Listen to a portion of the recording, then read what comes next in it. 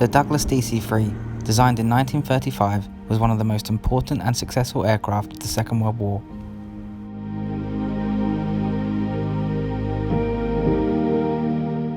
Known as the C-47 to the Americans and the Dakota to the British, what was once one of the world's first passenger planes now found itself transporting troops and supplies in all theatres of the war.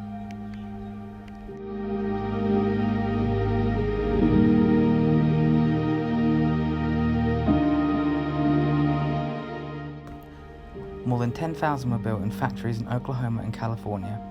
Due to mass volunteering and conscription, there was an immense shortage of men to work in the factories.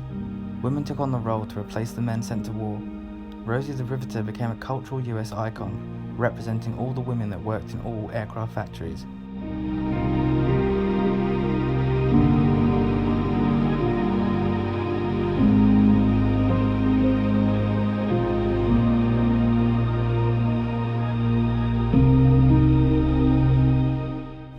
By 1944, a finished C-47 was rolling off the factory line every 35 minutes.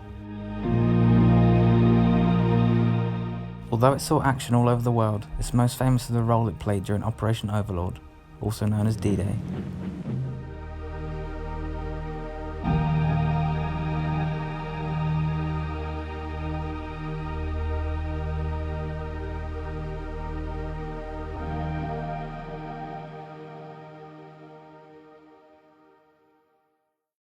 June 5, 1944, 17,000 US paratroopers prepared for the invasion of Normandy to liberate German-occupied France and ultimately Europe.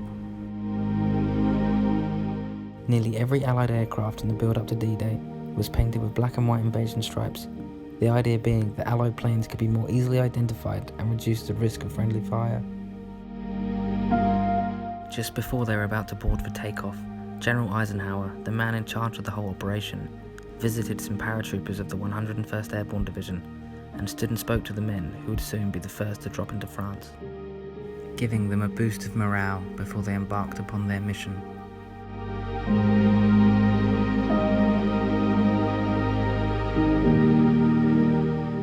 Their job was to seize key bridges from the Germans and create havoc, stopping any reinforcements from getting to the landing beaches where the seaborne invasion was about to take place.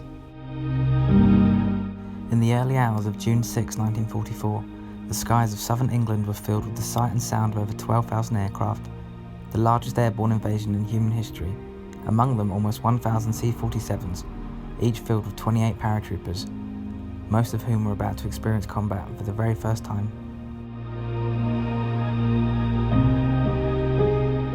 Once over the fields of Normandy, thousands of parachutes filled the skies, jumping into a hail of machine gun fire, anti-aircraft fire, and the wreckage of burning planes falling from the skies all around them.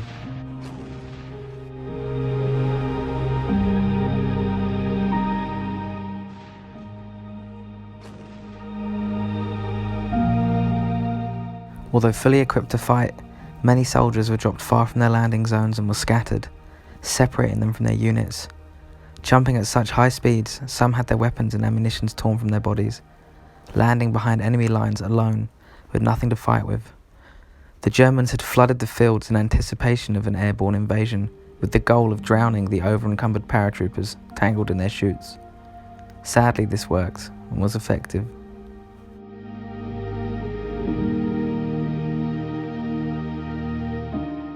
Not everyone was lucky enough to make it out of their aircraft.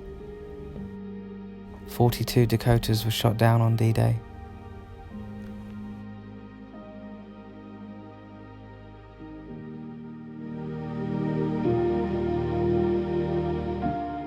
Casualties were high.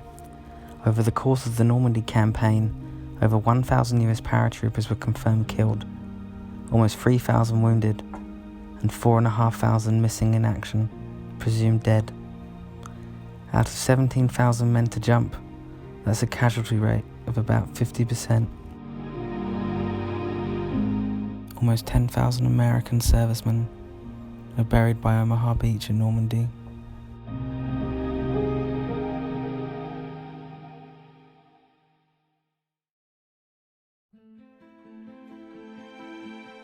Of all the DC-3s ever made, there are approximately around 170 still flying today, including this one here in New Zealand.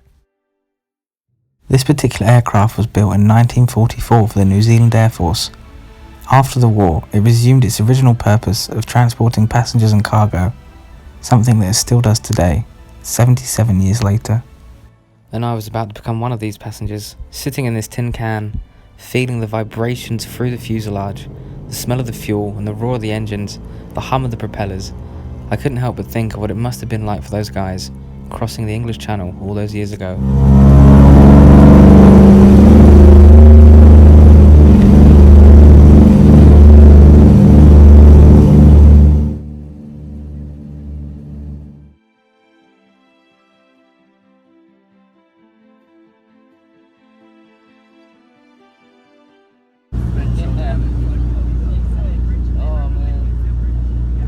It's pretty nerve-wracking flying in something that was built in 1944, but at least I didn't have to put up with anti-aircraft fire.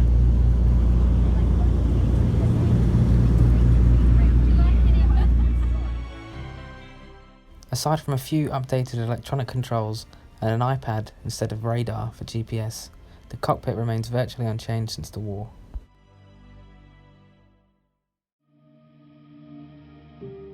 It doesn't take a lot of imagination to get a sense of what the fuselage must have looked like for the paratroopers inside of it.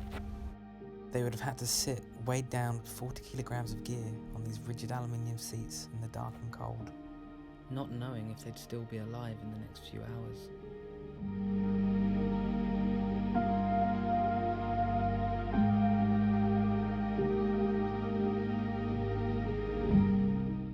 It's hard to comprehend how many C-47s were actually used in this battle.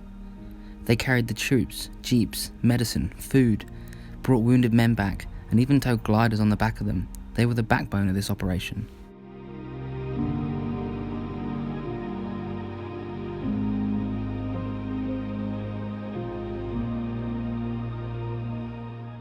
I hope that enthusiasts continue to restore these planes, so that the memory and human sacrifice is not forgotten, and so that future generations can still learn about how this little twin-engine propeller plane changed the course of history.